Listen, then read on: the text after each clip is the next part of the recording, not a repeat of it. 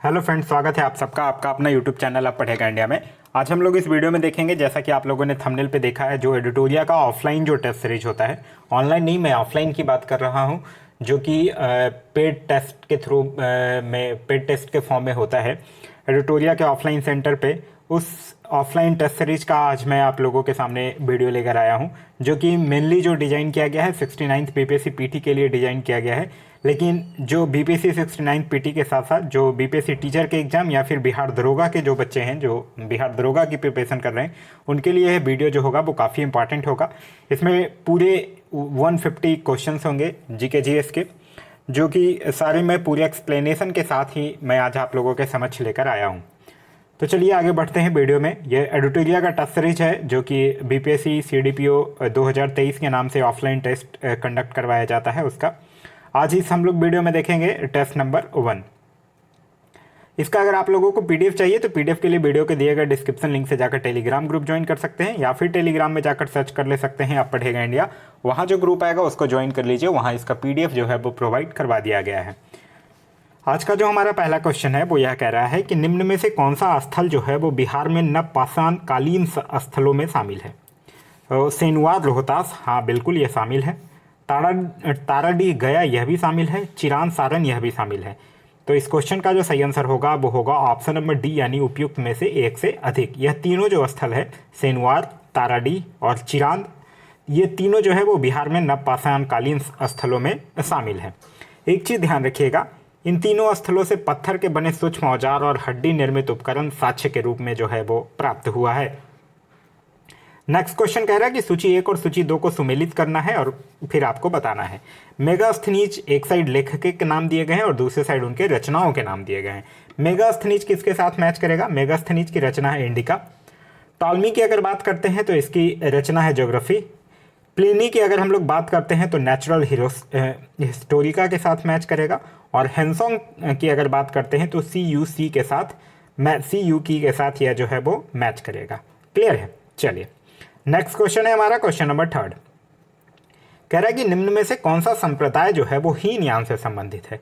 देखिए, हीनयान की अगर हम लोग बात करते हैं तो आप लोग पढ़े होंगे कि चतुर्थ बौद्ध संगति। चतुर्थ बौद्ध संगति के बाद ही बौद्ध धर्म जो है वो दो भाग हीनयान और महायान में विभाजित हो जाता है। अब यहाँ आपसे पूछ रहा है कौन सा संप्रदाय जो है वो हीनयान से संबंधित है। तो हीनयान का जो प्रमुख संप्रदाय था वो वैभाषिक और सैद्धांतिक था। तो इस क्वेश्चन का जो सही आंसर होगा वो होगा ऑप्शन नंबर ए। बाद बाकी माध्यमिका और विज्ञानवाद जो था, ये क्या महायान का प्रमुख जो है वो संप्रदाय था, यह भी आपको ध्यान रखना है। नेक्स्ट क्वेश्चन है क्वेश्चन नंबर 4। कह रहा है कि निम्नलिखित में से हड़प्पा सभ्यता के संदर्भ में कौन सा कथन जो है वो सही नहीं है, यह आपको बताना है। हड़प्पा सभ्यता के जो लोग थे वो प्रकृति पूजक थे, यह बिल्कुल सही है। इन्होंने विशाल पूजा स्थलों का निर्माण करवाया, ये गलत है। देखिए, हड़प्पा सभ्यता की अगर बात करते हैं तो मोहनजोदड़ो से एक विशाल स्नानागार और विशाल भवन को धार्मिक स्थल माना जा सकता है, लेकिन जो हिस्टोरिकल जो भी लोग हैं, जो पुरातत्वविद हैं, वो अभी तक इस बारे में एक मत नहीं है, तो यह गलत है। जादू टोना पर भरोसा करते थे, ये बिल्कुल सही है। तो इस क्वेश्चन का जो सही आंसर होगा वो होगा ऑप्शन नंबर बी। हड़प्पा सभ्यता की अगर बात करते हैं तो ध्यान रखिएगा, हड़प्पा सभ्यता की जो सर्वमान्य तिथि है वो 2400 ईसा पूर्व से लेकर 1700 ईसा पूर्व तक है। नेक्स्ट है कि निम्नलिखित में से किस स्थान पर प्रथम बौद्ध संगति का आयोजन किया गया था। प्रथम बौद्ध संगति का आयोजन जो है वो राजगृह में किया गया था, आजाद शत्रु के शासनकाल में किया गया था, जिसकी अध्यक्षता जो है वो महाकश्यप के द्वारा किया गया था। और यही वो प्रथम बौद्ध संगति है जिसमें कि बुद्ध के उपदेशों को विनय पिटक और सुत्त पिटक में संकलित जो है वो किया गया था। तो यह तो बात हो गया प्रथम बौद्ध संगति की। द्वितीय बौद्ध संगति कहाँ हुआ था? प्रथम हुआ राजगृह में, दूसरा वैशाली में, तीसरा पाटलिपुत्र में और चौथा कुंडलवन में। तो इस क्वेश्चन का जो सही आंसर होगा वो होगा ऑप्शन नंबर डी, क्योंकि राजगीर जो है वो ऑप्शन में नहीं है। नेक्स्ट क्वेश्चन है क्वेश्चन नंबर 6।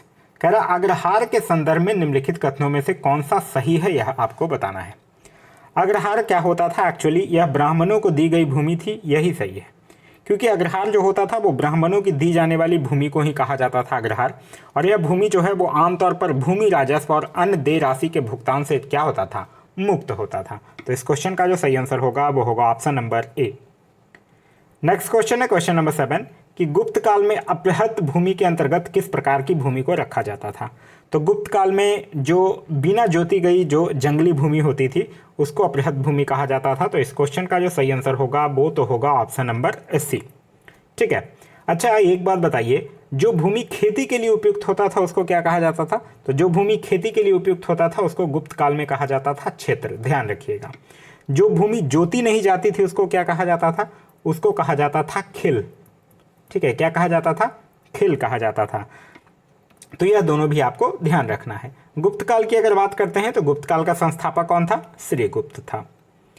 नेक्स्ट है कि निम्नलिखित में से कौन सा चीनी यात्री ने बौद्ध शिक्षा केंद्र नालंदा की यात्रा किया था? तो हिनसोंग तो किया था, इति सिंह भी किया था, फाहियान नहीं किया था। तो इस क्वेश्चन का जो सही आंसर होगा वो होगा ऑप्शन नंबर डी, यानी उपयुक्त में से एक से अधिक। नेक्स्ट क्वेश्चन है क्वेश्चन नंबर 9। निम्नलिखित में से दिल्ली सल्तनत के किस शासक ने सिकंदर द्वितीय की उपाधि ग्रहण किया था? सिकंदर द्वितीय की उपाधि ग्रहण किया था अलाउद्दीन खिलजी, जिसको कि सिकंदर द्वितीय या सिकंदर सानी की ओर से जाना जाता है। और साथ ही साथ यह नाम जो है वो उसने अपने सिक्कों पर भी अंकित करवाया था। तो इस क्वेश्चन का जो सही आंसर होगा वो होगा ऑप्शन नंबर सी, यानी कि अलाउद्दीन खिलजी। अलाउद्दीन खिलजी से जो कुछ याद रखने वाली बातें हैं वो है कि इसने सेना को नगद वेतन देने, अस्थायी सेना रखने की नींव रखी थी, घोड़ा दागने का प्रथा शुरू किया था, और साथ ही साथ सैनिकों की हुलिया लिखने की प्रथा भी जो है वो अलाउद्दीन खिलजी ने ही शुरू किया था। नेक्स्ट क्वेश्चन कह रहा है कि प्रसिद्ध शासक कृष्णदेव राय का संबंध जो है वो विजयनगर के किस राजवंश से है? देखिए, विजयनगर के राजवंशों की अगर बात कीजिएगा तो कौन कौन सा राजवंश था? सबसे पहले आया संगम वंश, फिर आया सालूब, फिर आया तुलुब और फिर आया आरबीडो वंश। तो ये कृष्णदेव राय जो थे वो तुलुब वंश के थे। तो इस क्वेश्चन का जो सही आंसर होगा वो होगा ऑप्शन नंबर सी, यानी कि तुलुब वंश। कृष्णदेव राय से और कुछ जो चीज़ें ध्यान रखनी है वो आपको ध्यान रखना है कि कृष्णदेव राय जो थे वो आंध्र भोज, अभिनव भोज, आंध्र पितामह ये सब उपाधि धारण किए थे, और इसके शासनकाल को तेलुगु साहित्य का क्लासिक युग भी कहा गया है। नेक्स्ट है क्वेश्चन नंबर 11 कि निम्नलिखित में से कौन जो है वो कादरी सिलसिले का संस्थापक था? तो कादरी सिलसिले की जो स्थापना है वो शेख अब्दुल कादिर जिलानी के द्वारा किया गया था, और भारत में इस सिलसिले की शुरुआत जो है वो सैयद मोहम्मद जिलानी के द्वारा किया गया। तो इस क्वेश्चन का जो सही आंसर होगा वो होगा ऑप्शन नंबर ए, यानी कि शेख अब्दुल कादिर जिलानी। नेक्स्ट क्वेश्चन कह रहा है कि मुगल काल में टोडरमल द्वारा किस वर्ष 10 साला प्रणाली की शुरुआत की गई थी? तो देखिए, अकबर अपने शासनकाल में 1580 की यह बात है कि जब उसने आईने 10 साला प्रणाली की शुरुआत किया था, और इस प्रणाली का वास्तविक प्रणेता जो था वो टोडरमल ही था, और इसी कारण इसको टोडरमल बंदोबस्त भी जो है वो कहा जाता है। तो इस क्वेश्चन का जो सही आंसर होगा वो होगा ऑप्शन नंबर ए, यानी कि 1580 ईस्वी। नेक्स्ट है कि मध्यकालीन भारत में रहट जो है वो किससे संबंधित था? तो एक्चुअली रहट जो होता था वो एक सिंचाई का साधन था। मतलब सिंचाई हेतु पानी जो है वो ज़्यादा अगर गहरा पानी निकालना होता था तो उसी के लिए ये रहट का यूज किया जाता था। मतलब एक तरह से सिंचाई करने का एक यंत्र था रहट। तो इस क्वेश्चन का जो सही आंसर होगा वो होगा ऑप्शन नंबर सी, यानी कि सिंचाई का एक साधन था। नेक्स्ट क्वेश्चन कह रहा है कि पानीपत के युद्ध के समय मराठाओं का पेशवा कौन था? पानीपत का युद्ध के समय मराठाओं का, यह बात एक्चुअली पानीपत के तृतीय युद्ध की कर रहा है। पानीपत के तृतीय युद्ध कब हुआ था? 1761 में अहमद शाह अब्दाली और मराठों के बीच हुआ था, और इसमें मराठा का जो पेशवा था वो बालाजी बाजीराव था। तो इस क्वेश्चन का जो सही आंसर होगा वो होगा option number C, Balaji Bajirao, जिसको कि नाना साहेब के नाम से भी जाना जाता था। नेक्स्ट क्वेश्चन है क्वेश्चन नंबर 15 कि निम्नलिखित में से कौन सा कार्य जो है वो लॉर्ड डलहौजी के समय नहीं हुआ था, यह आपसे पूछ रहा है। ध्यान रखिएगा। कह रहा है प्रथम तार लाइन कलकत्ता से आगरा शुरू किया गया। बिल्कुल, 1853 में कोलकाता से आगरा के बीच ही प्रथम तार लाइन स्थापना किया गया था, यह इसी के समय हुआ था। ठीक है। फिर कह रहा लोक निर्माण विभाग की स्थापना की गई थी। 1854 में लोक निर्माण विभाग की स्थापना हुई थी, अगर आप लोगों को ध्यान होगा तो यह भी इसी के शासनकाल में हुआ था। यह हुआ 1853 में, और लोक निर्माण विभाग की स्थापना हुई थी कब? 1854 में। नया पोस्ट ऑफिस एक्ट पारित किया गया, यह भी 1854 में ही नया पोस्ट ऑफिस एक्ट भी जो है वो इसी के समय में पारित किया गया, क्योंकि लॉर्ड डलहौजी का जो टेन्योर था वो कब से कब तक था? 1848 से लेकर 1856 तक था लॉर्ड डलहौजी का टेन्योर। क्लियर है? तो ये तीनों जो है वो सही है। आपसे सही नहीं है कौन पूछ रहा था, तो आपका सही आंसर होगा उपयुक्त में से कोई नहीं।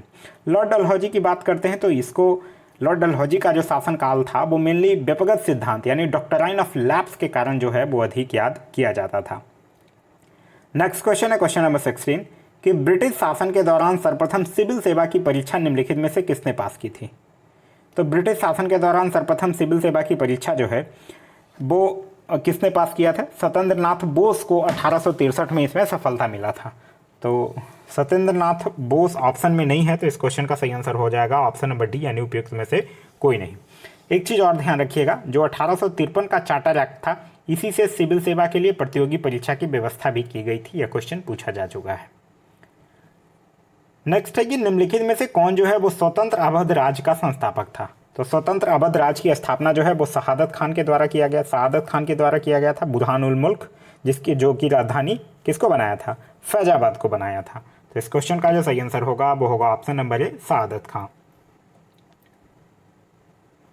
नेक्स्ट कह रहा है कि निम्नलिखित में से किस अधिनियम के माध्यम से महिलाओं को मताधिकार प्रदान किया गया था। तो महिलाओं को मताधिकार की व्यवस्था जो है वो जो मॉन्टेगू चैम्सफोर्ड सुधार जिसको कहते हैं यानी भारत सरकार अधिनियम 1919 के तहत। तो इस क्वेश्चन का जो सही आंसर होगा वो होगा ऑप्शन नंबर बी भारत सरकार अधिनियम 1919। इसी अधिनियम के द्वारा पहली बार मताधिकार के लिए प्रत्यक्ष प्रणाली किया गया था और इसी अधिनियम के माध्यम से महिलाओं को भी मताधिकार जो है वो दिया गया था। साथ ही साथ याद रखिएगा प्रांतों में दैव शासन प्रणाली का भी प्रवर्तन किया गया था और भारत में एक लोक सेवा आयोग के गठन का प्रावधान भी भारत सरकार अधिनियम 1919 के द्वारा ही किया गया था। नेक्स्ट क्वेश्चन कह रहा है कि निम्नलिखित में से किस गवर्नर जनरल ने कहा था कि भारत के राष्ट्रीय विकास के लिए विदेशी पूंजी एक अनिवार्य शर्त है। यह किसने कहा था? लॉर्ड कर्जन ने कहा था। तो इस क्वेश्चन का जो सही आंसर होगा वो होगा option number C Lord Curzon जो है वो ये कहा था। फिर इसका जवाब भी दिए थे, अगर आप लोग हिस्ट्री पढ़ते हैं उसमें लिखा होगा कि उसमें फिर दादा भाई नौरोजी इसका जवाब दिए थे और कहे थे कि विदेशी पूंजी जो है वो भारतीय संसाधनों की लूट और शोषण का एक जरिया है। लॉर्ड कर्जन की अगर बात करते हैं तो इसका टेन्योर याद रखिएगा, इसका टेन्योर जो था वो 1899 से लेकर कब तक था? 1905 तक था। नेक्स्ट है कि निम्नलिखित में से किस सत्याग्रह में सरदार वल्लभ भाई पटेल की प्रमुख भूमिका थी?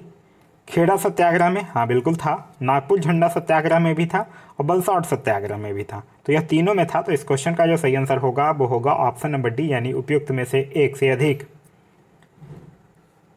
नेक्स्ट है कि मैं नास्तिक क्यों हूं नामक लेख किसने लिखा था? तो यह भगत सिंह के द्वारा लिखा गया था, मैं नास्तिक क्यों हूं। तो इस क्वेश्चन का जो सही आंसर होगा वो होगा ऑप्शन नंबर सी यानी कि भगत सिंह। एक चीज़ और ध्यान रखना है, भगत सिंह ने इनकलाब जिंदाबाद और साम्राज्यवाद का नाश हो यह दो नारा भी जो है वो भगत सिंह के द्वारा ही दिया गया है। गांधी जी द्वारा किस वर्ष वर्धा से अपनी हरिजन यात्रा जो है वो आरंभ किया गया था? तो 7 नवंबर 1933 को वर्धा से गांधी जी ने अपनी हरिजन यात्रा आरंभ किया था। तो इस क्वेश्चन का जो सही आंसर होगा वो होगा ऑप्शन नंबर बी यानी कि 1933। नेक्स्ट क्वेश्चन कह रहा है कि फ्लाउड आयोग का संबंध जो है वो निम्नलिखित में से किससे है? तो फ्लाउड आयोग का संबंध देखिए, एक्चुअली बंगाल जो भू राजस्व आयोग था उसी को फ्लाउड आयोग के नाम से जाना जाता है। तो इसका संबंध तो हो गया किससे? भू राजस्व से। तो इस क्वेश्चन का सही आंसर होगा वो होगा ऑप्शन नंबर बी। और यही जो आयोग था बंगाल भू राजस्व आयोग जिसको कि फ्लाउड आयोग के नाम से जाना जाता था, इसी आयोग ने सरकार को भू राजस्व की दर आधे से कम करके 1/3 की सिफारिश किया था। और इसी आयोग की फिर अनुशंसा के कारण बंगाल में 1946 के उत्तरार्ध में बंगाल में तेभागा आंदोलन भी जो है वो शुरू हो गया था। नेक्स्ट क्वेश्चन है क्वेश्चन नंबर 24 कि कांग्रेस के किस अधिवेशन में कांग्रेस का संविधान जो है वो तैयार किया गया था? यह बात कर रहा है 1908 में जब मद्रास में जो अधिवेशन हुआ था जिसकी अध्यक्षता किसके द्वारा किया गया था? रास बिहारी बोस के द्वारा किया गया था। इसी अधिवेशन में कांग्रेस के संविधान का निर्माण किया जाता है। तो इस क्वेश्चन का जो सही आंसर होगा वो होगा ऑप्शन नंबर सी 1908 का मद्रास अधिवेशन। नेक्स्ट है कि लैंड होल्डर सोसाइटी का गठन जो है वो किस वर्ष हुआ था? तो लैंड होल्डर सोसाइटी की स्थापना 1838 में द्वारिकानाथ टैगोर के द्वारा कलकत्ता में किया गया था। तो इस क्वेश्चन का जो सही आंसर होगा वो होगा ऑप्शन नंबर सी यानी 1838 में। किसके द्वारा? द्वारिकानाथ टैगोर के द्वारा। और कहाँ? तो कलकत्ता में। नेक्स्ट क्वेश्चन कह रहा है कि 12 नवंबर 1930 से 19 जनवरी 1931 तक लंदन में आयोजित प्रथम गोलमेज सम्मेलन के संदर्भ में कौन सा युग्म जो है वो सही सुमेलित है? एक साइड समूह है और दूसरे साइड प्रतिनिधियों के नाम दिए गए हैं। कह रहा है दलित समूह के प्रतिनिधि कौन थे? तो दलित समूह के भीमराव अंबेडकर ही थे, बिल्कुल सही है। व्यापारी समूह के होमी मोदी थे, यह भी सही है। सिख समूह के सरदार संपूर्ण सिंह थे, यह भी बिल्कुल सही है। तो यहाँ पूछ रहा कौन सा सुमेलित नहीं है, तो तीनों सुमेलित है, यानी आपका सही आंसर जो होगा वो होगा ऑप्शन नंबर डी, यानी उपयुक्त में से कोई नहीं। नेक्स्ट क्वेश्चन कह रहा है कि अहमदिया आंदोलन का संस्थापक कौन था। तो अहमदिया आंदोलन का संस्थापक कौन थे, मिर्जा गुलाम अहमद। तो इस क्वेश्चन का जो सही आंसर होगा वो होगा ऑप्शन नंबर ए, यानी मिर्जा गुलाम अहमद। ये जो अहमदिया आंदोलन था ना, इसका लक्ष्य जो था वो ईसाई में जो मिशनरियाँ थी उसके प्रभाव से इस्लाम का बचाव और पुनः जागरण लाने का प्रयास करना था। नेक्स्ट है कि निम्नलिखित में से किस भारतीय ग्रंथ का अंग्रेजी में अनुवाद सर विलियम जोन्स ने किया था। तो सर विलियम जोन्स जो है वो कालिदास के द्वारा एक लिखी गई प्रसिद्ध नाटक है जिसका नाम है अभिज्ञान शकुंतलम, इसी का अंग्रेजी में अनुवाद उन्होंने किया था। तो इस क्वेश्चन का जो सही आंसर होगा वो होगा ऑप्शन नंबर बी, यानी अभिज्ञान शकुंतलम। रामप्रसाद बिस्मिल एवं अशफाक उल्लाह खान को किस षड्यंत्र केस के तहत फांसी की सजा दी गई थी। तो आप लोगों को याद होगा अगस्त 1925 की यह घटना काकोड़ी कांड, जिसमें कि लखनऊ के पास एक काकोड़ी नामक जगह था जिसमें चलती ट्रेन में सरकारी खजानों को लूट लिया गया था। और इसी केस में रामप्रसाद बिस्मिल, अशफाक उल्लाह खान, इनके साथ साथ 3-4 लोगों को और भी फांसी दे दी गई थी और सचिंद्र सान्याल को आजीवन कारावास की सजा दी गई थी। तो इस क्वेश्चन का जो सही आंसर होगा वो होगा ऑप्शन नंबर ए, यानी कि काकोड़ी षड्यंत्र केस। नेक्स्ट है कि निम्नलिखित में से किस आंदोलन के दौरान पहली बार व्यापक स्तर पर वंदे मातरम का प्रयोग किया गया था। तो व्यापक स्तर पर वंदे मातरम का प्रयोग जो किया गया था वो किया गया था स्वदेशी आंदोलन 1905 के तहत। स्वदेशी आंदोलन 1905 में ही वंदे मातरम, विभाजन नहीं चाहिए, बंगाल एक है, ये सब नारे जो हैं वो लगाए गए थे। तो इस क्वेश्चन का जो सही आंसर होगा वो होगा ऑप्शन नंबर सी, यानी कि स्वदेशी आंदोलन। नेक्स्ट कह रहा है क्वेश्चन नंबर 31 कि किस यूरोपियन कंपनी का भारत में आगमन जो है वो सबसे अंत में हुआ था, यह आपसे पूछ रहा है। देखिए, भारत में व्यापारिक कंपनियों के आगमन का अगर क्रम आप देखते हैं तो सबसे पहले आया पुर्तगाली, फिर आया डच, फिर आया ब्रिटिश, फिर डेनिश, फिर फ्रांसीसी, फिर स्वीडिश। तो सबसे अंतिम आपसे पूछ रहा है तो आपका आंसर जो हो जाएगा वो हो जाएगा स्वीडिश ईस्ट इंडिया कंपनी, यानी ऑप्शन नंबर ए। नेक्स्ट है कि किस उत्तरकालीन मुगल शासक ने औरंगजेब द्वारा आरोपित जजिया कर को समाप्त कर दिया। तो जजिया कर को समाप्त किया था कौन, बहादुर शाह प्रथम। तो इस क्वेश्चन का जो सही आंसर होगा वो होगा ऑप्शन नंबर सी, बहादुर शाह प्रथम, जिसको कि साहेब खबर के नाम से भी पुकारा जाता था। नेक्स्ट है कि नील किसान विद्रोह जो है वो किस वर्ष हुआ था। तो नील किसान विद्रोह जो है वो 1859-60 के समय बिहार और बंगाल के क्षेत्र में दिगंबर विश्वास और विष्णु विश्वास के नेतृत्व में हुआ था। तो इस क्वेश्चन का जो सही आंसर होगा वो होगा ऑप्शन नंबर बी। नेक्स्ट है कि 18 फरवरी 1946 को शाही नौसेना विद्रोह को प्रारंभ जो है वो किस स्थान से हुआ था। तो 18 फरवरी 1946 को शाही नौसेना विद्रोह की शुरुआत जो है वो बम्बई के नौसैनिक प्रशिक्षण पोत से हुआ था। तो इस क्वेश्चन का जो सही आंसर होगा वो होगा ऑप्शन नंबर सी, बम्बई। और इसका प्रमुख कारण जो था वो खराब भोजन, कम वेतन और साथ ही साथ जो नस्लीय अपमान उस टाइम किया जाता था, वही रीजन था इसका।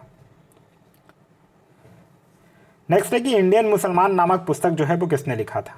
तो इंडियन मुसलमान नामक जो पुस्तक है वो विलियम हंटर के द्वारा लिखी गई पुस्तक है।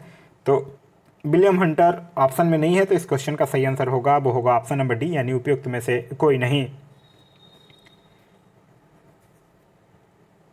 नेक्स्ट क्वेश्चन कह रहा है कि भारत के चुनाव आयोग के संबंधित निम्न कथनों पर विचार कीजिए। हमारे देश में चुनाव एक स्वतंत्र और स्वतंत्र चुनाव आयोग द्वारा करवाए जाते हैं, यह बिल्कुल सही है।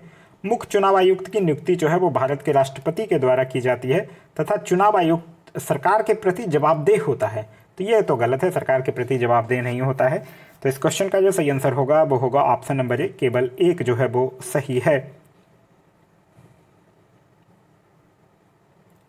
नेक्स्ट क्वेश्चन है कि निम्नलिखित कथनों पर विचार करते हुए असत्य कथन पर विचार कीजिए। यह कह रहा है मिजोरम और नागालैंड में लोकसभा की सीटें जो है वो सामान्य है, बिल्कुल सही है। सभी केंद्र शासित प्रदेश में लोकसभा की सीटें समान है, ये तो गलत है। क्योंकि देखिए, केंद्र शासित प्रदेश जैसे आप दिल्ली देख लीजिए, जम्मू कश्मीर देख लीजिए, दिल्ली में 7 है, जम्मू कश्मीर में 5 है, तो सब जगह लोकसभा की सीटें सामान्य नहीं है, तो यह गलत है। उत्तर प्रदेश में लोकसभा की सीटें सर्वाधिक है, ये बिल्कुल सही है। तो इस क्वेश्चन का जो सही आंसर होगा वो होगा ऑप्शन नंबर बी। नेक्स्ट है कि भारत की प्रभुता, एकता और अखंडता की रक्षा करने और उसे अक्षुण्ण रखने के लिए मूल कर्तव्य को किस स्थान पर रखा गया है। तो यह जो है वो मूल कर्तव्य के तीसरे स्थान पर रखा गया है। तो इस क्वेश्चन का जो सही आंसर होगा वो होगा ऑप्शन नंबर सी, तीसरे स्थान पर रखा गया है। मूल कर्तव्य की अगर बात करते हैं तो आप लोगों को दिमाग में आ जाना चाहिए भाग 4 क, अनुच्छेद 51 के क, और रूस के संविधान से लिया गया है और सरदार स्वर्ण सिंह समिति की अनुशंसा पर 42वें संविधान संशोधन 1976 के द्वारा जोड़ा गया है।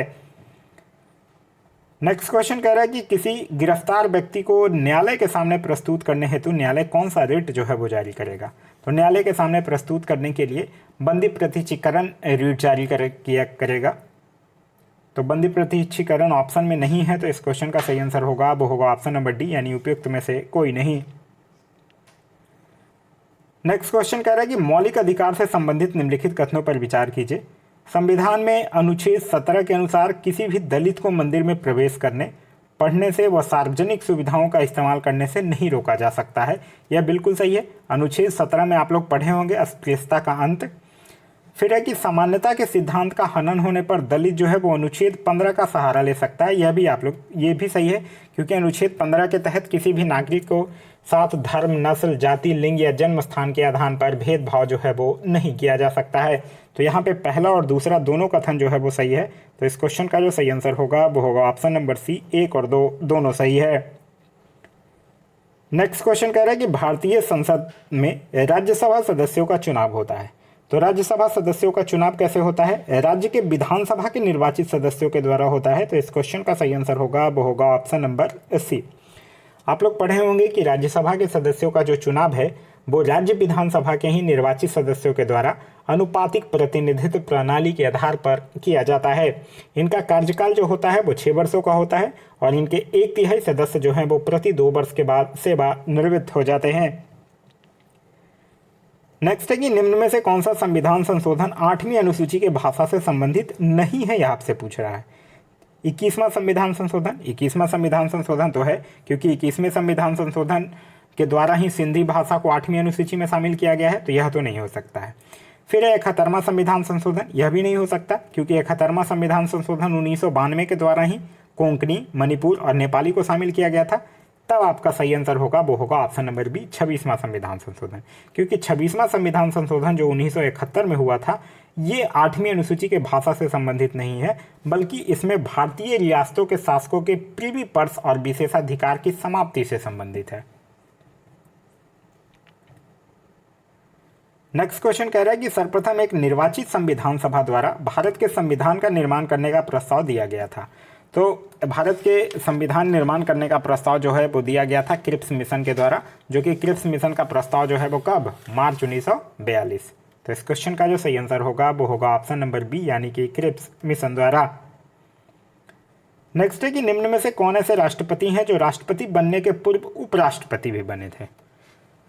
तो वैसे बहुत सारे राष्ट्रपति हैं जो राष्ट्रपति बनने के पूर्व उपराष्ट्रपति बने हैं, जैसे कि सर्वपल्ली राधाकृष्णन हो गए, बीवी गिरी हो गए, फिर आर वेंकटरमन हो गए, शंकर दयाल शर्मा हो गए, KR नारायणन हो गए। ये सब जो है वो राष्ट्रपति बनने से पहले उपराष्ट्रपति बने थे। तो बीवी गिरी भी, शंकर दयाल शर्मा भी, आर वेंकटरमन भी। तो इस क्वेश्चन का जो सही आंसर होगा वो होगा ऑप्शन नंबर डी, यानी उपयुक्त में से 1 से अधिक। फिर कह रहा है कि निम्न में से कौन एक जो है वो सुमेलित नहीं है, यह आपसे पूछ रहा है। मेनका गांधी बनाम भारत संघ विदेशी भ्रमण, ये बिल्कुल सही है। पुट्टास्वामी बनाम भारत संघ निजता का अधिकार, बिल्कुल सही है। इंदिरा साहनी बनाम भारत संघ पिछड़े वर्गों के आरक्षण के लिए, यह भी बिल्कुल सही है। तो इस क्वेश्चन का जो सही आंसर होगा वो होगा ऑप्शन नंबर डी, यहाँ सभी जो है वो सही है। अच्छा, सुमेलित नहीं है पूछ रहा, तो डी ही आंसर होगा, क्योंकि सब सुमेलित है। कह रहा है कि निम्नलिखित में से कौन जो है वो उष्ण कटिबंधीय घास का मैदान नहीं है, यह आपसे पूछ रहा है। सवाना पूर्वी अफ्रीका का घास का मैदान है, उष्ण कटिबंधीय, बिल्कुल सही है। लानोस वेनेजुएला का है, ये भी है। कंपोस ये कहाँ? ब्राजील का है, ये भी उष्ण कटिबंधीय घास का मैदान है। तो यह तीनों जो है वो उष्ण कटिबंधीय घास का ही मैदान है। तो इस क्वेश्चन का जो सही आंसर होगा वो होगा ऑप्शन नंबर डी। नेक्स्ट है कि लवणता कितने ग्राम जल में मौजूद नमक की मात्रा होती है। तो 1000 ग्राम जल में मौजूद जो नमक की मात्रा होती है वही लवणता कहलाता है। तो इस क्वेश्चन का जो सही आंसर होगा वो होगा ऑप्शन नंबर बी, यानी कि 1000 ग्राम। पृथ्वी पर उपलब्ध संपूर्ण जल में महासागरीय जल के बाद दूसरा प्रमुख जल क्षेत्र कौन है। तो सबसे पहले तो महासागर है, दूसरा है बर्फ छत्रक और तीसरा होता है भूमिगत जल। तो यहाँ से दूसरा पूछ रहा है, तो सही आंसर जो होगा वो होगा ऑप्शन नंबर ए यानी बर्फ छत्रक। कह रहा है निम्नलिखित खगोलीय स्थिति जो है वो किस घटना को प्रकट करती है? सूर्य, चंद्रमा बीच में और पृथ्वी इधर, मतलब सूर्य और पृथ्वी के बीच में चंद्रमा आ जाए, यह किस घटना को करता है? तो देखिए, सबसे पहले तो जब सूर्य और पृथ्वी के बीच में चंद्रमा आ जाता है तो सूर्य ग्रहण तो होगा ही होगा, ये बिल्कुल सही है। चंद्र ग्रहण तो नहीं होगा, ये भी सही है। बृहद ज्वार भाटा, ये भी सही है, क्योंकि देखिए बृहद ज्वार भाटा जो होता है वो सूर्य ग्रहण और चंद्र ग्रहण की स्थिति में ही बृहद ज्वार भाटा उत्पन्न होता है। तो यह दोनों होगा, यानी ऑप्शन नंबर डी यानी उपयुक्त में से एक से अधिक जो होगा वो आपका सही आंसर हो जाएगा। क्लियर है? नेक्स्ट कह रहा है कि जनसंख्या परिवर्तन के लिए कौन कौन से कारक उत्तरदायी हैं? तो जनसंख्या परिवर्तन से तात्पर्य है जनसंख्या का बढ़ना या फिर जनसंख्या का घटना। तो यह किस किस कारण से हो सकता है? जन्म से भी हो सकता है, मृत्यु से भी हो सकता है, और प्रवास की स्थिति में भी जनसंख्या परिवर्तन जो है वो हो सकता है। तो इस क्वेश्चन का जो सही आंसर होगा वो होगा ऑप्शन नंबर ए, जन्म, मृत्यु और प्रवास। फिर आपसे पूछ रहा है कि निम्नलिखित में से कौन जो है वो सही सुमेलित है, यह आपको बताना है। पेंटिग्योना, ये अर्जेंटीना में स्थित एक शुष्क मरुस्थल है, बिल्कुल सही है। आटाकामा, ये उत्तरी चिली में है, तो यह गलत हो गया। काराकुम, सोमालिया, ये भी गलत है, क्योंकि काराकुम जो है वो कहाँ है? तुर्कमेनिस्तान में है। तो पहला सही है, बी गलत है और सी भी गलत है। तो इस क्वेश्चन का जो सही आंसर होगा वो होगा ऑप्शन नंबर डी। आगे कह रहा है कि 15 डिग्री पश्चिमी देशांतर पर दिन के 2 बज रहा है, उसी समय 45 डिग्री पूर्वी देशांतर पर कितना बज रहा होगा? देखिए 15 डिग्री पश्चिमी पूछ रहा है और 45 डिग्री पूर्वी पूछ रहा है। तो 15 डिग्री पश्चिमी देशांतर और 45 डिग्री पूर्वी देशांतर के बीच कितना देशांतर का अंतर होगा? 60 डिग्री देशांतर का अंतर हो जाएगा, क्योंकि एक पश्चिमी है एक पूर्वी है, ध्यान रखिएगा। ठीक है, अब आप लोगों को पता होगा कि 1 डिग्री देशांतर बराबर कितना होता है? 4 मिनट होता है। तो 60 डिग्री देशांतर बराबर कितना हो जाएगा? 240 मिनट। 240 मिनट यानी कि 4 घंटा हो जाएगा। तब 2 यहाँ बज रहा है, तो यहाँ कितना बजेगा? 6 बजेगा। तो इस क्वेश्चन का जो सही आंसर होगा वो होगा ऑप्शन नंबर सी, यानी कि 6 बजेगा। नेक्स्ट है कि लेब्राडोर जलधारा जो है वो अवस्थित है। तो लेब्राडोर एक ठंडी जलधारा है और उत्तरी अमेरिका के पूर्वी तट और ग्रीनलैंड के पश्चिमी तट के मध्य बहती है, और इसका बहाव जो है वो ध्रुव से विषुवत रेखा की दिशा में होता है। तो इस क्वेश्चन का जो सही आंसर होगा वो होगा ऑप्शन नंबर सी, उत्तरी अमेरिका एवं ग्रीनलैंड के मध्य।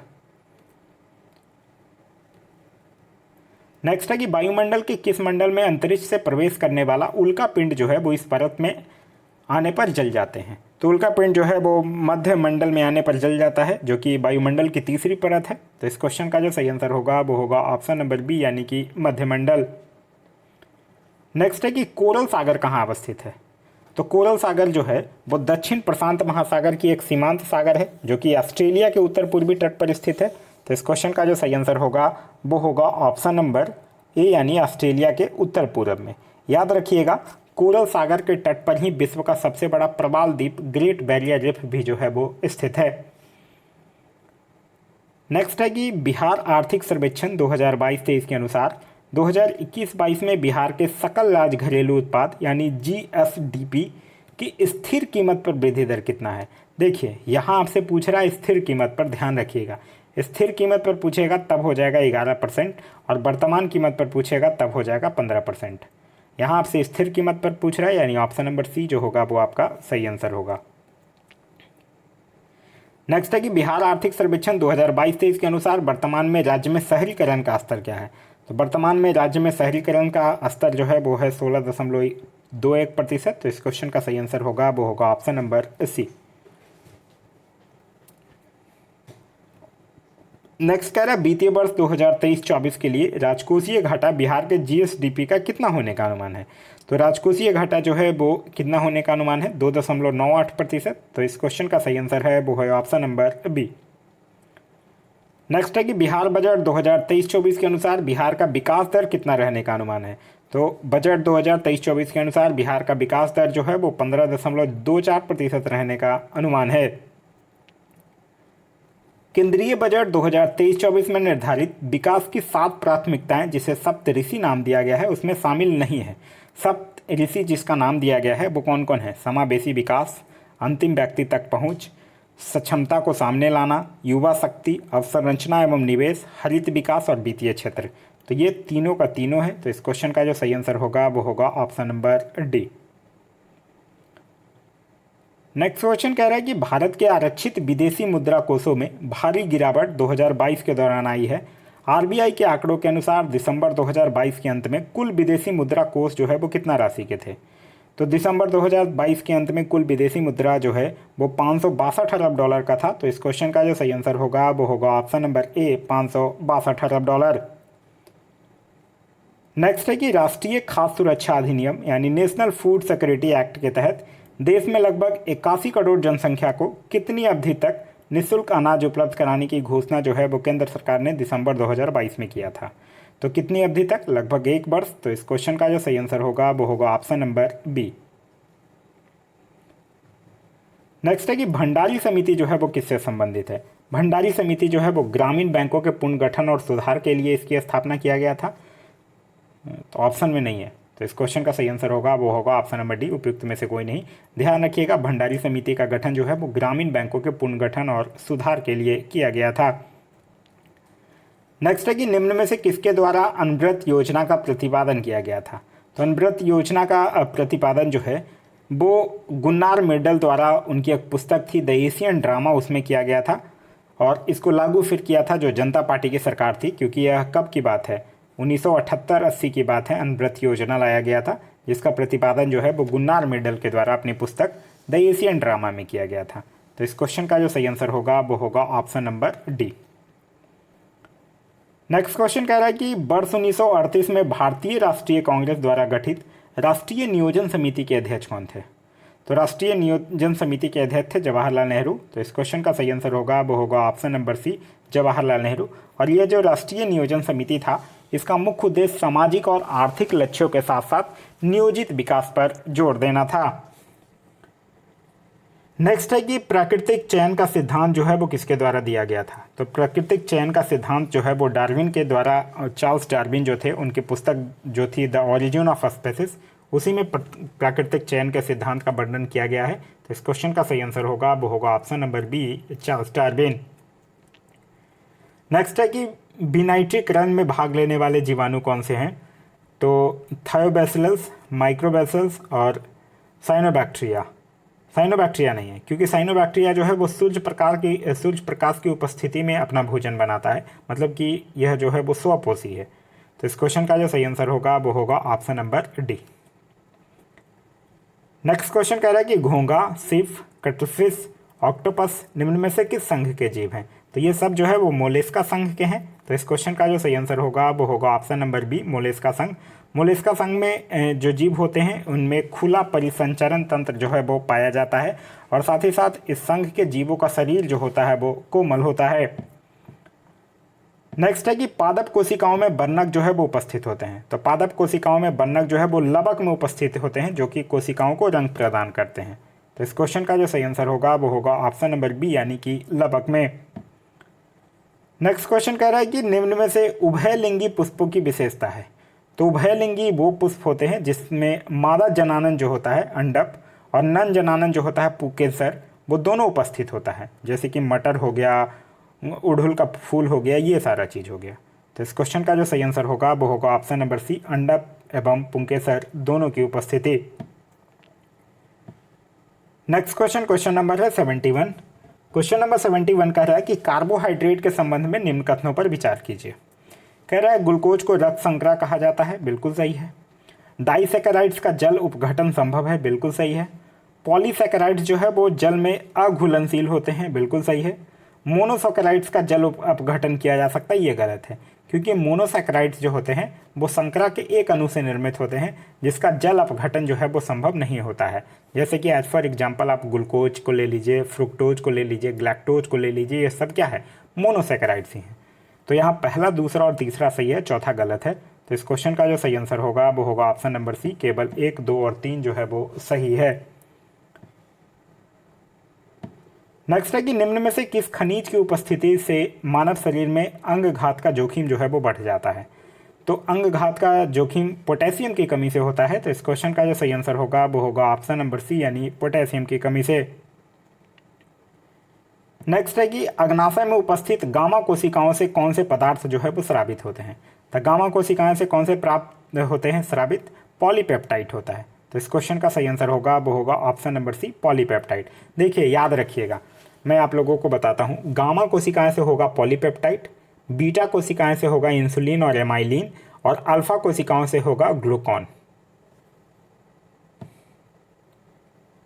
नेक्स्ट है कि निम्न में से मानव शरीर के किस अंग में यूरिया का निर्माण होता है? यूरिया का निर्माण एक्चुअली कहाँ होता है? यकृत में होता है। और यकृत जो है वो रक्त में उपस्थित जो हानिकारक अमोनिया होता है उसी को यूरिया में बदल देता है। तो इस क्वेश्चन का जो सही आंसर होगा वो होगा ऑप्शन नंबर ए, यानी कि यकृत में। नेक्स्ट है कि निम्न में से प्रोटोजोआ जनित रोग कौन है? ये आपको बताना है। मलेरिया आप लोग पढ़े होंगे, प्लाज्मोडियम के कारण, प्लाज्मोडियम एक प्रोटोजोआ है उसके कारण होता है, तो यह तो प्रोटोजोआ जनित ही है। फिर है सोने की बीमारी, सोने की बीमारी जो है वो ट्रिप्नोसोमा एक प्रोटोजोआ है उसी के कारण होता है, तो यह भी सही है।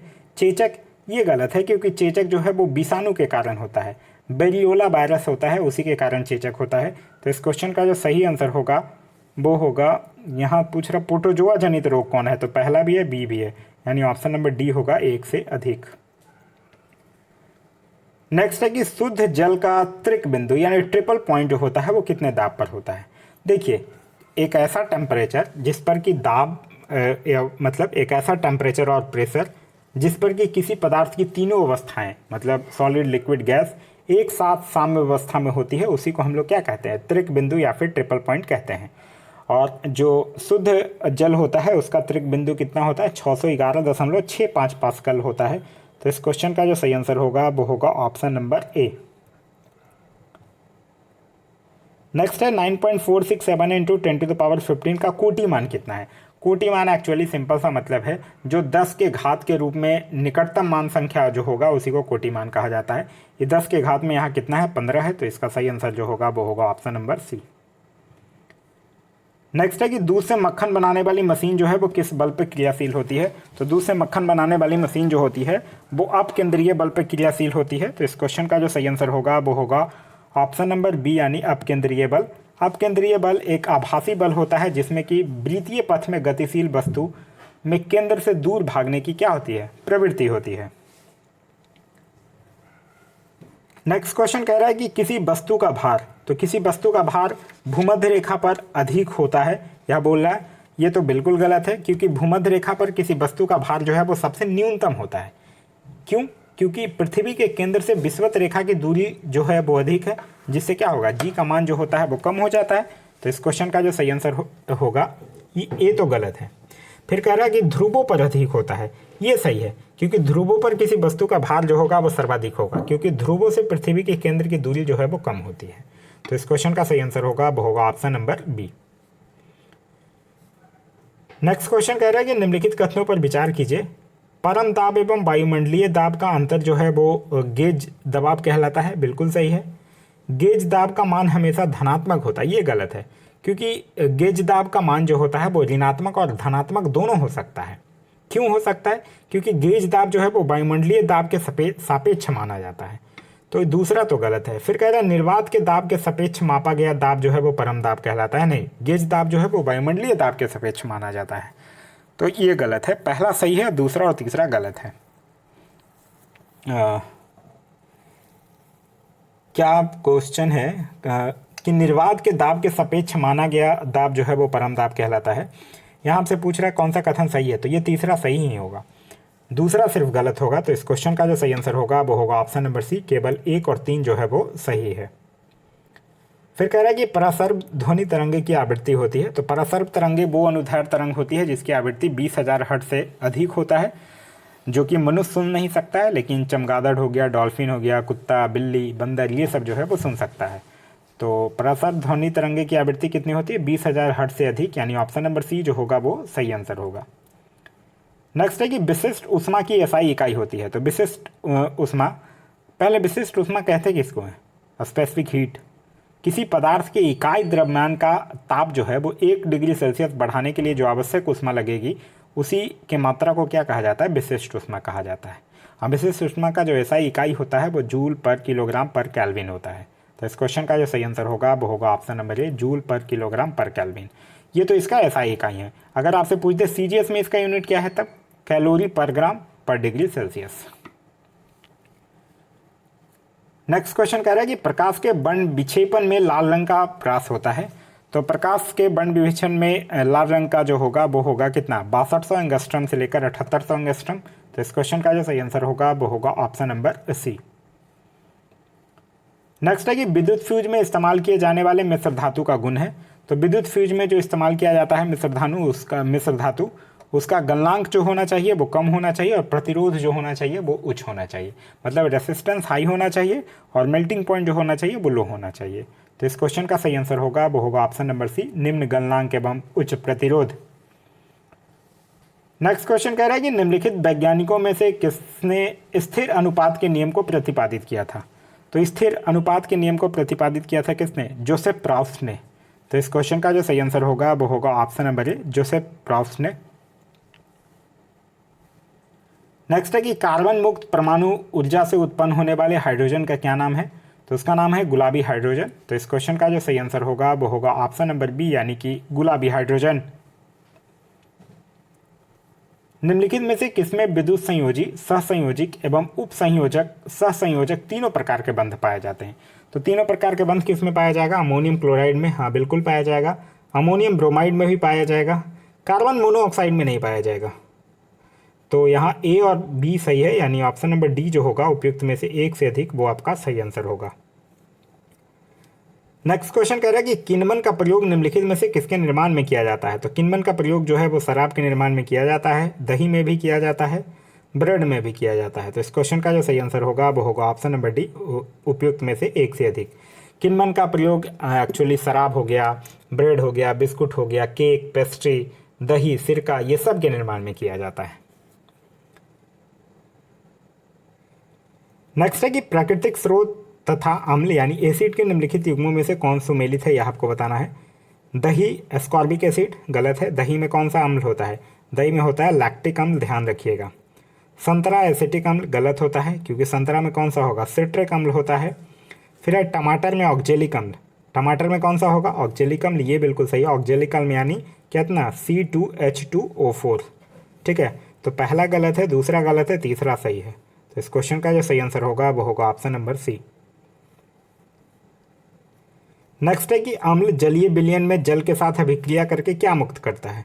तो जल के साथ अभिक्रिया करके क्या बनाता है, वो H+ आयन बनाता है, ठीक है। तो इस क्वेश्चन का सही आंसर होगा वो होगा option number C, H+ ion. लेकिन हाइड्रोजन आयन जो है वो स्वतंत्र रूप से नहीं रह सकता है, इसीलिए फिर यह जल के अणुओं से संयुक्त होकर हाइड्रोनियम आयन यानी H3O+ का निर्माण कर देता है। नेक्स्ट है कि कास्टिक सोडा का रासायनिक सूत्र क्या होता है। तो कास्टिक सोडा क्या होता है, NaOH। तो इस क्वेश्चन का सही आंसर होगा वो होगा ऑप्शन नंबर बी, यानी NaOH। नेक्स्ट है कि मिलेराइट निम्नलिखित में से किसका यस्क है। तो मिलेराइट जो होता है वो निकेल का यस्क होता है। तो इस क्वेश्चन का जो सही आंसर होगा वो होगा ऑप्शन नंबर ए, यानी निकेल का यस्क होता है। नेक्स्ट है कि एक अल्फा कण में प्रोटॉन तथा न्यूट्रॉन की संख्या क्रमशः कितना होती है। तो एक अल्फा कण में 2 प्रोटॉन और 2 न्यूट्रॉन होता है। तो इस क्वेश्चन का सही आंसर होगा वो होगा ऑप्शन नंबर बी। नेक्स्ट है कि निम्नलिखित में से किसे कृत्रिम रेशम भी कहा जाता है। तो रेयॉन को कृत्रिम रेशा कहा जाता है, जिसका उपयोग जो है वो गर्मी के दिनों में पहनने जाने वाले कपड़ों के निर्माण में किया जाता है। तो इस क्वेश्चन का जो सही आंसर होगा वो होगा ऑप्शन नंबर ए, यानी कि रेयॉन। नेक्स्ट क्वेश्चन कह रहा है कि निम्नलिखित में से किस राज्य में दुनिया की सबसे ऊंची भगवान शिव की प्रतिमा विश्वास स्वरूपम का अनावरण किया गया है। तो यह एक्चुअली राजस्थान के नाथद्वारा में किया गया है। तो इस क्वेश्चन का सही आंसर होगा वो होगा ऑप्शन नंबर बी, यानी कि राजस्थान। वित्तीय अपराधों में शामिल साइबर क्राइम के विरुद्ध CBI द्वारा किस ऑपरेशन की शुरुआत की गई है। तो उस ऑपरेशन का नाम है ऑपरेशन चक्र। तो इस क्वेश्चन का सही आंसर होगा वो होगा ऑप्शन नंबर सी, ऑपरेशन चक्र। इस अभियान का उद्देश्य एक्चुअली भारत में अंतर्राष्ट्रीय साइबर अपराधों को समाप्त करना है। प्रधानमंत्री नरेंद्र मोदी ने किस राज्य में स्थित मेढौरा गांव को भारत का पहला 24x7 सौर ऊर्जा संचालित गांव घोषित किया है। तो मेढौरा गांव कहाँ में स्थित है, गुजरात में स्थित है। तो इस क्वेश्चन का जो सही आंसर होगा वो होगा ऑप्शन नंबर ए, यानी गुजरात में। यह सब करंट अफेयर का क्वेश्चन है, जो कि मैं ऑलरेडी आप लोगों को करवा चुका हूँ। आप लोग अगर करंट अफेयर की नहीं देखें तो प्लेलिस्ट में जाकर स्पीडी और एडिटोरिया दोनों बुक के सारे करंट अफेयर्स के वीडियो जो हैं वो ऑलरेडी अपलोडेड है, आप लोग जाकर उसे देख सकते हैं। नेक्स्ट है कि अक्टूबर 2022 में राष्ट्रपति ने राज्यसभा के लिए 4 सदस्यों को मनोनीत किया, निम्नलिखित में से इनमें कौन शामिल नहीं है, ये आपसे पूछ रहा है। 4 सदस्यों को मनोनीत किया, वो कौन कौन है यही ध्यान रख लीजिए। पीटी उषा खेल से हैं, इलैयाराजा संगीत से हैं, बीरेंद्र हेगड़े सामाजिक कार्य से हैं और केवी विजेंद्र प्रसाद जो है वो फिल्म निर्देशक से हैं। तो श्री कपिल कपूर नहीं है, तो इस क्वेश्चन का सही आंसर होगा वो होगा ऑप्शन नंबर सी। नेक्स्ट है कि निम्नलिखित में से किस राज्य में भारत का पहला वानिकी विश्वविद्यालय स्थापित किया जाएगा। तो भारत का पहला वानिकी विश्वविद्यालय जो है वो कहाँ स्थापित किया जाएगा, तेलंगाना में। तो इस क्वेश्चन का जो सही आंसर होगा वो होगा ऑप्शन नंबर बी, यानी कि तेलंगाना में। नेक्स्ट है कि निम्नलिखित में से किस राज्य में दुनिया का सबसे ऊंचा मतदान केंद्र खोला गया है। तो दुनिया का सबसे ऊंचा मतदान केंद्र जो है वो हिमाचल प्रदेश के काशी गंगा में खोला गया है। ऑप्शन में नहीं है हिमाचल प्रदेश, तो इस क्वेश्चन का सही आंसर होगा उपयुक्त में से कोई नहीं। याद रखिएगा, हिमाचल प्रदेश के काशी गंगा में खोला गया है, जो कि 15,256 फीट की ऊंचाई पर स्थित है। नेक्स्ट है कि हाल ही में किस राज्य में प्रधानमंत्री नरेंद्र मोदी ने विश्व के सबसे लंबे रेलवे प्लेटफॉर्म का उद्घाटन किया है। तो ये कर्नाटक के हुबली में किया है। तो इस क्वेश्चन का जो सही आंसर होगा वो होगा ऑप्शन नंबर बी, यानी कर्नाटक के हुबली में। नेक्स्ट है कि हाल ही में आम आदमी पार्टी को भारत की राष्ट्रीय पार्टी का दर्जा दिया गया है। इस पार्टी को किस राज्य में राज्य पार्टी का दर्जा प्राप्त है। तो इसको दिल्ली और पंजाब, 2 ऐसे राज्य हैं जिसमें राज्य पार्टी का दर्जा प्राप्त है। तो इस क्वेश्चन का जो सही आंसर होगा वो होगा ऑप्शन नंबर डी, यानी उपयुक्त में से एक से अधिक। चुनाव आयोग द्वारा किस राज्य में 90% से अधिक मतदान प्रतिशत हासिल करने के लिए मिशन 929 लॉन्च किया गया है। तो यह जो है वो त्रिपुरा में लॉन्च किया गया था। तो इस क्वेश्चन का जो सही आंसर होगा वो होगा ऑप्शन नंबर ए, यानी त्रिपुरा। नेक्स्ट क्वेश्चन कह रहा है कि गणतंत्र दिवस परेड 2023 के संबंध में निम्नलिखित में से कौन सा कथन सही नहीं है, यह आपको बताना है। उत्तर प्रदेश की झांकी को सर्वश्रेष्ठ झांकी का पुरस्कार दिया गया, यही गलत है। उत्तर प्रदेश नहीं बल्कि उत्तराखंड की झांकी को सर्वश्रेष्ठ झांकी का पुरस्कार दिया गया है। फिर कह रहा है नवयुक्त अग्निवीर पहली बार परेड का हिस्सा बने, ये बिल्कुल सही है। परेड में पहली बार एनसीसी की झांकी प्रस्तुत की गई, नहीं एनसीसी नहीं बल्कि एनसीबी यानी नारकोटिक्स कंट्रोल ब्यूरो की झांकी जो है वो पहली बार प्रस्तुत की गई है, तो यह भी गलत है। तो इस क्वेश्चन का जो सही आंसर होगा वो होगा ऑप्शन नंबर डी, यानी उपयुक्त में से एक से अधिक। नेक्स्ट है कि भारत ने G20 की अध्यक्षता के दौरान किस फसल के उत्पादन को बढ़ावा देने के लिए मीरा वैश्विक पहल शुरू करने की योजना बनाई है। तो मीरा जो वैश्विक पहल है वो बाजरा के उत्पादन के लिए। तो इस क्वेश्चन का जो सही आंसर होगा वो होगा ऑप्शन नंबर सी, बाजरा उत्पादन को बढ़ावा देने के लिए। ध्यान रखिएगा, संयुक्त राष्ट्र जो है उसके द्वारा 2023 को बाजरा के अंतर्राष्ट्रीय वर्ष के रूप में घोषित किया जा चुका है। भारत द्वारा विकसित पहले 5G सक्षम ड्रोन का नाम क्या दिया गया है। तो उसको नाम दिया गया है स्काई हॉक। तो इस क्वेश्चन का जो सही आंसर होगा वो होगा ऑप्शन नंबर बी, यानी कि स्काई हॉक। नेक्स्ट है दिसंबर 2022 में किस देश ने चांद की सतह पर पहला मिशन चंद्र रोवर रसीद को प्रक्षेपित किया है। तो यह किसने किया है, संयुक्त अरब अमीरात यानी UAE के द्वारा किया गया है। ऑप्शन में नहीं है, यानी उपयुक्त में से कोई नहीं इसका आंसर हो जाएगा।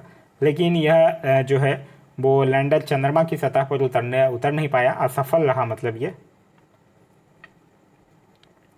नेक्स्ट है कि फरवरी 2023 में 12वें विश्व हिंदी सम्मेलन का आयोजन जो है वो किस देश में किया गया है। तो यह किया गया है किसमें, फिजी में। तो इस क्वेश्चन का जो सही आंसर होगा वो होगा option number C, Fiji.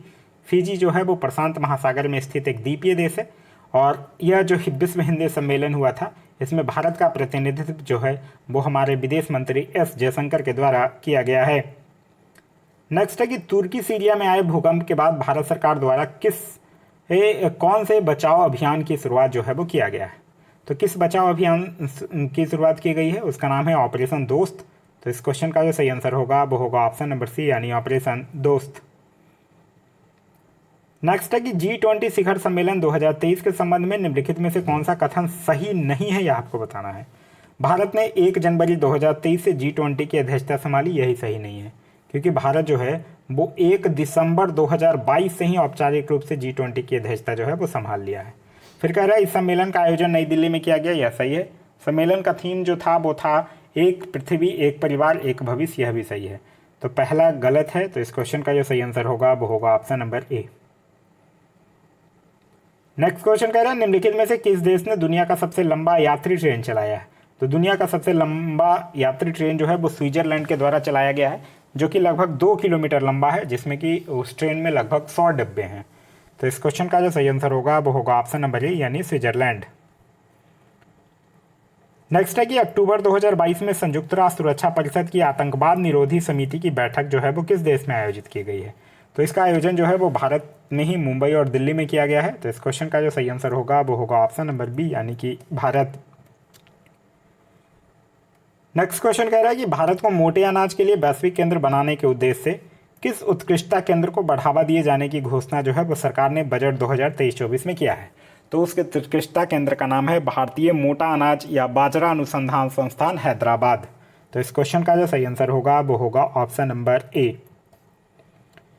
Next question कह रहा है कि केंद्रीय आर्थिक सर्वेक्षण के अनुसार वित्त वर्ष 2022-23 के लिए कितना प्रतिशत राजकोषीय घाटा का अनुमान लगाया गया है। तो राजकोषीय घाटा जो होगा का अनुमान लगाया गया है 6.4%। तो इस क्वेश्चन का जो सही आंसर होगा वो होगा ऑप्शन नंबर बी 6.4%। फिर है कि केंद्रीय आर्थिक सर्वेक्षण के अनुसार अप्रैल से सितंबर 2022 तक भारत में एफडीआई यानी फॉरेन डायरेक्ट इन्वेस्टमेंट निवेश करने वाली सिर्फ 3 देश कौन कौन है। तो वो है सिंगापुर, मॉरिशस और यूएई। तो इस क्वेश्चन का जो सही आंसर होगा वो होगा option number A Singapore, Mauritius और यूएई। नेक्स्ट है कि निम्नलिखित में से किसे हिंदी भाषा के लिए साहित्य अकादमी पुरस्कार 2022 से सम्मानित किया गया है। सॉरी, हिंदी भाषा के लिए साहित्य अकादमी पुरस्कार जो है वो बद्री नारायण को उनकी कविता संग्रह तुमड़ी के शब्द के लिए दिया गया है। तो इस क्वेश्चन का जो सही आंसर होगा वो होगा option number B Badri Narayan. अच्छा, अगर आपसे पूछ दे कि हिंदी का तो हो गया बद्री नारायण, अंग्रेजी का अगर पूछे तो अंग्रेजी का दिया गया अनुराधा रॉय को, उनके उपन्यास था all the lives we never lived, ठीक है, उसके लिए। और अगर पूछ दे मैथिली भाषा के लिए तो मैथिली भाषा के लिए दिया गया है अजीत आजाद को, उनकी एक कविता है पेन ड्राइव में पृथ्वी, उसके लिए। नेक्स्ट है कि मार्च 2023 में 7वें अंतर्राष्ट्रीय धम्म सम्मेलन का आयोजन जो है वो कहाँ किया गया। तो धम्म सम्मेलन का आयोजन जो है वो भोपाल में किया गया। तो इस क्वेश्चन का जो सही आंसर होगा वो होगा ऑप्शन नंबर सी यानी कि भोपाल में। नेक्स्ट है कि पहली बार आयोजित अंडर 19 महिला क्रिकेट विश्व कप 2023 का खिताब जो है वो किस देश ने जीता है। तो यह पहली बार आयोजित था और ये भारत जो है वो इंग्लैंड को हराकर जीता है। और इसका आयोजन जो है वो दक्षिण अफ्रीका में हुआ। आयोजन कहाँ, दक्षिण अफ्रीका में। जीता कौन, भारत। और किसको हराकर, दक्षिण अफ्रीका को हराकर, सॉरी इंग्लैंड को हराकर। आयोजन दक्षिण अफ्रीका में। तो इस क्वेश्चन का जो सही आंसर होगा वो होगा ऑप्शन नंबर सी यानी कि भारत। नेक्स्ट है कि हाल ही में किस राज्य सरकार के द्वारा मुख्यमंत्री शिक्षा पुरस्कार योजना की शुरुआत की गई है। तो मुख्यमंत्री शिक्षा पुरस्कार योजना की शुरुआत जो है वो उड़ीसा राज्य सरकार के द्वारा की गई है। तो इस क्वेश्चन का सही आंसर है वो है ऑप्शन नंबर ए यानी कि उड़ीसा। नेक्स्ट है कि मई 2023 में निम्नलिखित में से किसे विश्व बैंक के अध्यक्ष के रूप में नियुक्त किया गया है। तो विश्व बैंक के अध्यक्ष के रूप में नियुक्त किया गया है अजय बंगा को। तो इस क्वेश्चन का सही आंसर होगा वो होगा ऑप्शन नंबर बी। अच्छा, डीना बोलुआर्ट से क्या याद रख सकते हैं। डीना बोलुआर्ट जो है वो पेरू की पहली महिला राष्ट्रपति बनी है। और मनप्रीत मोनिका सिंह की अगर बात करते हैं तो ये अमेरिका में पहली महिला सिख न्यायाधीश बनी है। नेक्स्ट क्वेश्चन कह रहा है कि सितंबर 2022 में जारी मानव विकास सूचकांक 2021-22 के संबंध में कौन सा कथन सत्य है, यह आपको बताना है। कह रहा है कि इस सूचकांक में स्विट्जरलैंड को शीर्ष स्थान प्राप्त हुआ, बिल्कुल सही है। मानव विकास सूचकांक 2020 में भारत का स्थान जो है वो 129वां था, जबकि HDI 2021-22 में भारत को 132वां स्थान प्राप्त हुआ है। ये देखिए, मानव विकास सूचकांक 2020 में भारत का स्थान 129 नहीं बल्कि 131 था और 2021-22 में 132 था। तो ये गलत है, मतलब पहला सही है दूसरा गलत है, यानी ऑप्शन नंबर 1 केवल कथन 1 सही है, आपका सही आंसर होगा। नेक्स्ट क्वेश्चन कह रहा है कि 36वां राष्ट्रीय खेल 2022 के संबंध में कौन सा कथन सत्य नहीं है, यह आपको बताना है। इसका आयोजन गुजरात में किया गया, बिल्कुल सही है। इसका शुभांकर जो है वो साबज एक एशियाई शेर था, ये भी सही है। 37वें राष्ट्रीय खेल का आयोजन मध्य प्रदेश में किया जाएगा, ये गलत है क्योंकि 37वें राष्ट्रीय खेल का आयोजन जो है वो गोवा में। तो पहला ए सही है, बी सही है, सी गलत है, यानी सी जो होगा वो आपका सही आंसर होगा।